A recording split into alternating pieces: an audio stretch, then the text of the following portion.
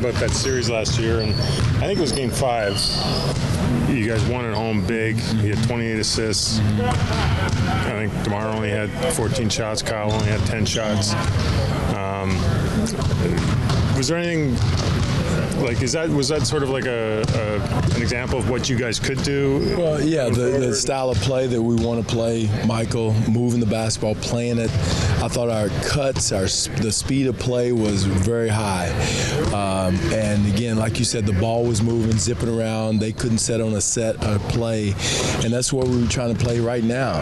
And we got to continue to do that. They're a little bit different offensively. They got another weapon, and Bledsoe gives another piece to the equation that we got to guard in their offensive sets. But for the way we want to play offensively, that was a picture or a recipe for the way we want to play. That's sort of what started the transformation, that series? Well, no, we talked about it. We kind of got away from our sets in that series because they were setting on plays, and then we went into the Cleveland series trying to do the same thing, and it was but that kind of started, Doug, getting away from set plays, moving the basketball, and like I said, 28 assists was a great number for us.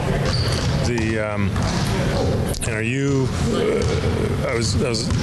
Do you guys feel like you've played your best basketball yet this season? As good as this start has been, I don't think so, Michael. I think we have a lot of growth, a lot of room for improvement in a lot of different areas, and they're little things. There's nothing glaring. It's not stop. It's screening angles, defensive position, talking, understanding every possession, what we're doing defensively.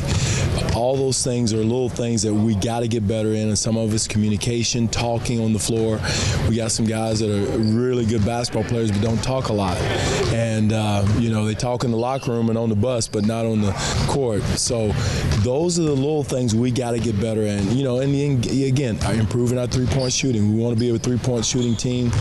We got to continue to improve, understand when we want to take those shots, the good three-point shots for certain players we want to take. Jonas is venturing out there. We want him to shoot those shots and make them. So in a lot of areas we can improve in. So we're not a finished product by any means. And again, we've won some games, but again, there's another level we can get to and we have to get to. Would you mention to the guys, like last year, you did go 8-9 in January, and you sort of took your foot off the gas, whatever you want to call it, for a little while. Would you, when you look at the schedule coming up, would you kind of remind them of anything? Well, no question. Again, I don't know if taking the foot off the gas, I don't know if that's the right. I don't think our guys didn't try or weren't playing hard. Just fighting some human nature things. I think the rest and rust thing is a mental aspect of the game. I think we got to learn how to continue to play at a high level and keep that in mind, whether it's, taking games off or whatever it is, but we got to do it in a way where we don't lose anything. And there's a way to do it. And I've had players before, like Jason Kidd would miss the last couple of weeks of the season. He and Dirk both. But again, there's a level of play, the intensity still has to be there. It's not like so we got to learn how to use that philosophy and still maintain a high level, if that makes sense to you. Whether it's cutting minutes back for certain players, but that doesn't mean this the relaxed time. It's still, when you get those minutes, they're still got to be at a high level. What is it about Antetokounmpo that everybody seems to like as a guy?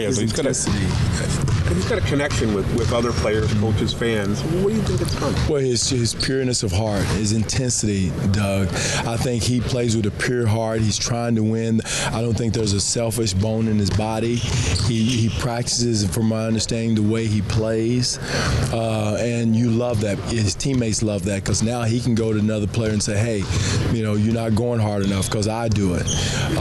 And just his pureness of heart, his freshness, his what's the word I'm looking for? His innocence more so than anything, and he enjoys the game. So I think all those things rub the players the right way, his teammates the right way, and a guy like that, you pull for him.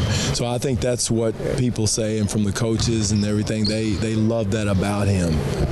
Do you get a little more relieved when the holiday season is over? Kind of that. Obviously, it's great to see your family stuff, but kind of get back to business, and there's not that cloud of routine. You know, players have their families in. They kind of get out of routine a little bit, the rhythm a little bit. And again, we all go through the entire. It's not just us.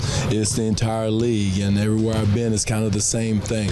So I'm never relieved, but you know, you kind of let's get back to business, and because as an NBA player, Christmas is you get too caught up in it. You can't get too caught up in New Year's. Like I told the players, you know, look at the clock, see if it's 12 o'clock tonight, and you know, close your eyes and go to sleep because we got work tomorrow. So it's kind of the bah humbug, the Scrooge of the holidays. Do you notice a palpable difference in DeMar in terms of like just the mental energy that he doesn't have to expend having to score so often? Yes, no question. That's something he's really, I think, has helped him. Yeah. He knows when to turn it on and when to turn it off. He's doing a much better job. Is it all the way there like, you know, Michael asked a while ago? No, he's not. You know, there's points in time in the game. He does get caught back up in that, and we have to remind him, and he does a great job of getting back into the rhythm and the flow of things. But again, big picture-wise, he and Kyle both, the less minutes, the less usage we can have for those guys, the better. And again, at the same time, the other players have to step up their game and produce. Now, when they kick it out, we got to make a play. And that's the pressure and the confidence it should instill in his teammates around them, that they have the freedom, the green light to shoot the ball to score. And you know, and there's going to be times when that's not happening, and then there's going to be times where, okay, DeMar, we need you. Go to work. And hopefully that's not too many times. I thought it happened in the OKC game. You know, but again, we don't have to do that when everybody is knocking down open shots, drive, kick, swing, boom, make that shot. Now, okay, now it's the rhythm is there and the flow of play is there.